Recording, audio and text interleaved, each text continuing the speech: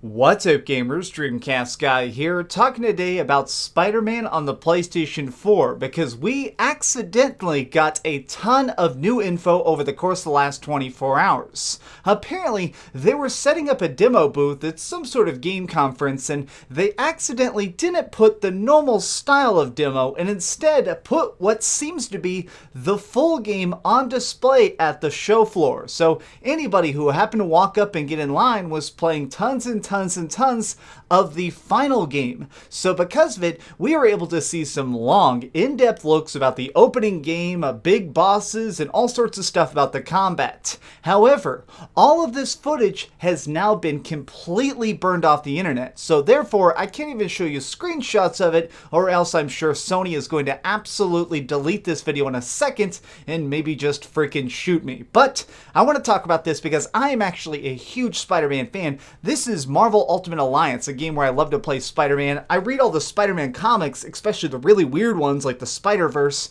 So this has really got me hyped because now that I've seen how the fighting works and how the exploration works, it's very different, but very, very cool. So I had all this footage sent to me, and the first thing that I saw is the opening movie, which, without spoiling anything, seems to be staying very close to the original origin, but they're doing all sorts of subtle stuff to try and do storytelling in a little bit more natural way. He doesn't just look at the camera and go, "Hey, I'm Spider-Man, and my code name is, and my real name is Peter Parker." He doesn't do any of that. Instead, they really kind of just unpack it in a much more natural sense, the way you would in a movie, where he's kind of just walking through a laboratory and you see sticky notes that talk about his life events, and when Uncle Ben dies, it's more of a traumatic event. All these things are definitely unpacked in a much more Uncharted style. Several times while I was watching this, I kept thinking about Uncharted, especially Uncharted 4, where instead of just trying to have a long dramatic cutscene, it almost seems like you're just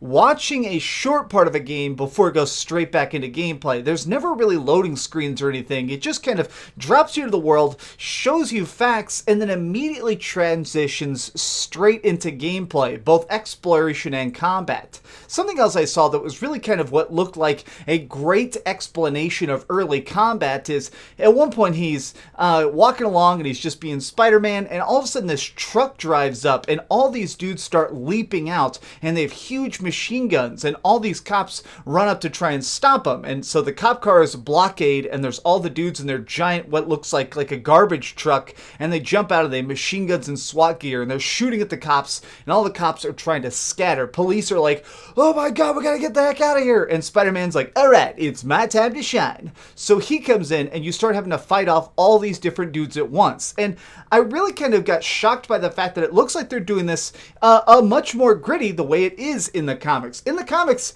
people die. People are shot to pieces, ripped apart. Like, they're not afraid to do some hardcore stuff. And from this, it looks like they're sort of keeping it in that vein because these dudes were shooting up random stuff. At one point, you see them blow up a huge building about a block away. These guys are crazy madmen murderers, and the only way they're going to get stopped is by Spider-Man himself. So when the fighting breaks out, it definitely doesn't look the way Arkham Knight did. A lot of people were thinking that this was going to be more of that rhythmic style. I would not say that it's rhythmic. Instead, I would say that it's more about pacing and timing, much the way Uncharted combat is, where in Uncharted, you could go in guns blazing, but 9 times out of 10, you're going to die. You actually have to worry about when you time your reloads, when you should move up, when you should try and go back into cover, and this sort of has that same appearance. You have web slingers and can do some ranged attacks, but for the most part, it looks like Spider-Man has the ability to slide really close. He can, like, push himself off the ground, slide up and get inside people's like block and start punching them real quick. So I saw lots of times when he had multiple armed opponents, he would stun one, web sling somebody to get them all tied up, and then start sliding and punching between multiple other opponents as a way of trying to make it where he could close the gap. And through all this, we saw lots of different stuff, but since all the button presses were in another language, which I don't want to say what language it was because I'll probably get the person who sent me this info in trouble, It definitely looked like, though, that a majority of it is based on some sort of, there's probably going to be like one button for web sling, like shooting your webbing, one button for punching, and then one button for trying to get in closer. That way, maybe you have some sort of way of like stun, advanced, and then of course your normal movements. And all of this seems like it's going to work in a really, really tight fashion. I mean, we are seeing the opening of the game. Stuff is going to get more advanced as time goes on, but the earliest skill set already seems really, really good, especially because one of the other things I was sent was a big boss battle against Kingpin. And in this, I saw Spider-Man fighting against Kingpin, who is humongous and dealing tons and tons of damage. Like, in the demo I saw, Spider-Man died. I mean, straight up, Kingpin just elbow slams him and Spider-Man just stops being alive. It looks like a really tough fight. But the dude was actually fighting really, really well, the person who's playing the demo, or I guess in this case the full game, and during the fight, I definitely noticed that he was having to repeatedly try and do some sort of special dodge roll that would go up, jump over him, and then try and hit multiple people. There were tons of people in this room, along with Kingpin. So I'm guessing it's going to be the same way that other Spider-Man games have done it, where typically boss fights are indoors to make it where you can't just swing away and let your health refill. It tries to keep you enclosed in the boss fight. And in this, he kept trying to stun one person and then land a couple blows on Kingpin himself and then retreat back and shoot more webbing. It looked like a really delicate dance to try and make it where you could whittle down a boss that does some massive, massive damage. And it's really cool because it's making me think that each of the bosses is going to have a much wider range of attacks. Sometimes in previous games we've had that were Spider-Man themed, there was definitely the problem of some bosses were really simplistic. Like if you're fighting the Scorpion in most Spider-Man games, it's a matter of tricking him into running into a wall and then you punch him once in the back of the head, and then trick him into running into a wall, and then you punch him once in the back of the head. This looks like they're trying to do much more stuff about the enemies are strong and smart. They're not just going to be huge wrecking balls. You actually have to outthink them as well as outfight them. The last thing that I saw a bunch of, and in all the different leaked gameplay I was sent, probably amazed me the most, no pun intended for Amazing Spider-Man, but is the open world sections when you're just exploring. I didn't see any side quests, but on the sidebar I could see that he had picked some up. Ones where like your boss wants you to pick up flowers and deliver them to work, or something along the lines of ones where you're trying to just help out random people on street corners that are like missing a purse or have something stolen from them.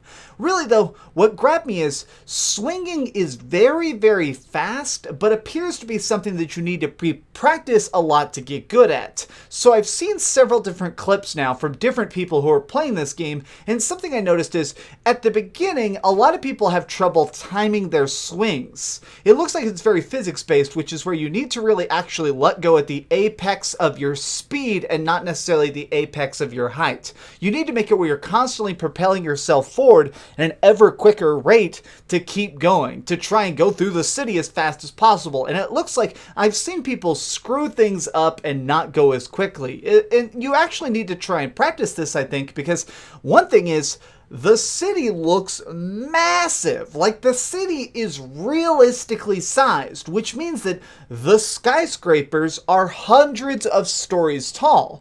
Spider-Man is not a big guy. He's a tiny little kid who happens to have these cool powers. When you look straight up, in the city, it is just gargantuan towers of steel. So the fact that I'm going to be able to swing off of those and up those and around those while solving crimes and beating people up is magnificent. It's one of those games that I feel like needs to be seen to be believed, because just reading about it a little bit, it didn't really convince me. I think that at some point in the next 24 hours, we're supposed to be hearing all sorts of like journalists talking about an early demo they've played, but now having seen chunks of the final game, it's just melting my brain the fact that this is going to be so much bigger than I ever could have thought. Clearly, Insomniac Games realized that there is a special pacing and a special speed that Spider-Man needed, and they managed to capture that. I'm super excited to see what the final game is like next month, and it's just really, really cool to think that August is going to be over soon. We're going to be in September, and then we're all going to be playing Spider-Man. Sony clearly wants this game to be a huge hit, and it looks like they definitely picked the right team to handle it. But what do you think? Are you excited for Spider-Man, and did you accidentally see any of this leaked footage that was going around just the last couple hours? Let me know your thoughts in the comments down below, and if you are hyped, please tell me all about it in the comments. Thanks so much for watching, gamers. If you enjoyed this video, please give it a like, share with your friends, and subscribe if you haven't already. But do me the biggest favor of all and keep dreaming. And reading weird Spider-Man comic books. You know, there's an evil Spider-Man, or there's a Spider-Man where Dr. Octopus takes over Peter Parker's body and becomes the best Spider-Man? Yeah, it happens. Read a comic book. Oh, hi. I'm just working on the next video. If you want to see what it is, go ahead and click this button and you can subscribe. Also, if you click these video links, you can see my latest review and my latest top 10. Now I'm just going to sit here for a minute and wait for you to subscribe. Oh, I guess I could put on these giant glasses. I literally found these on a roller coaster.